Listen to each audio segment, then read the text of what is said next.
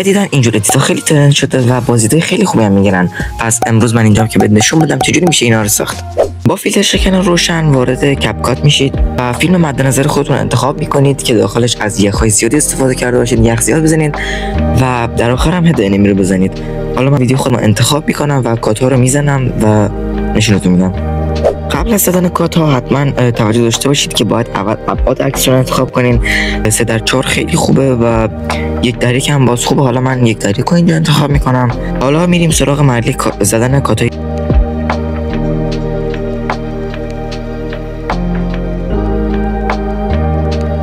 حالا من کات‌های ویدیو زدم و مرحله بعد باید شما یه سری قسمت‌ها رو انتخاب کنید که اونجا آروم باشه این ویدیو، یعنی ویدیو اسلو موشن بشه مثل این.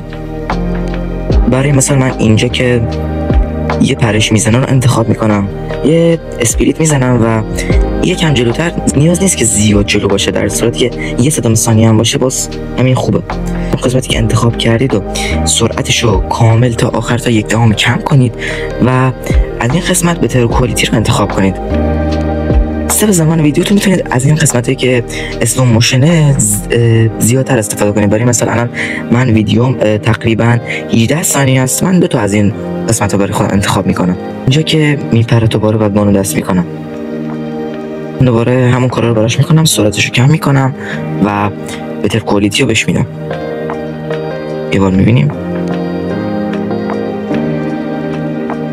خیلی هم عالی.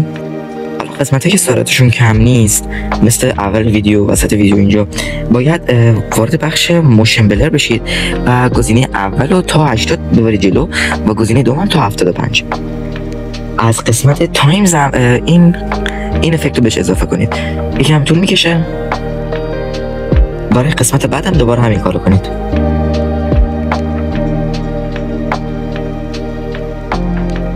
کاراکتر من میپره و اینجا هم دوباره اسپریت میزنم، سرعتش رو دوباره کم میکنم و بهتر کوالیتی رو انتخاب میکنم.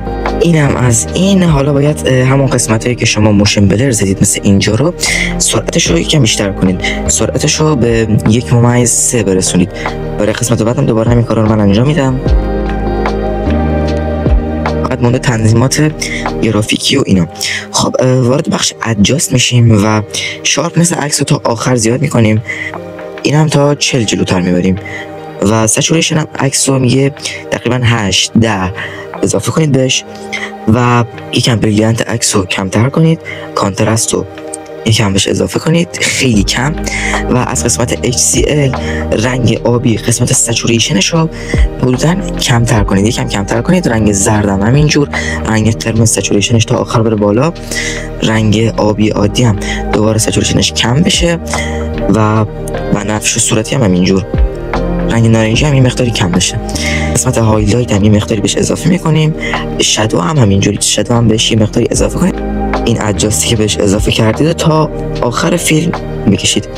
برای خروجی گرفتن هم حتما روی 60 FPS بذارید و گزینه اپتیکال فلو رو فعال کنید برای که حجم ویدیوتون زیاد نشه. همین تنظیمات خیلی خوبه، ولی حالا اگه اینترنت خوبی دارید برای آپلود ویدیو یا حالا هر چیز دیگه ای، این کیفیت ویدیو رو میتونید 4K کنید و کد ریت هم روی های بذارید.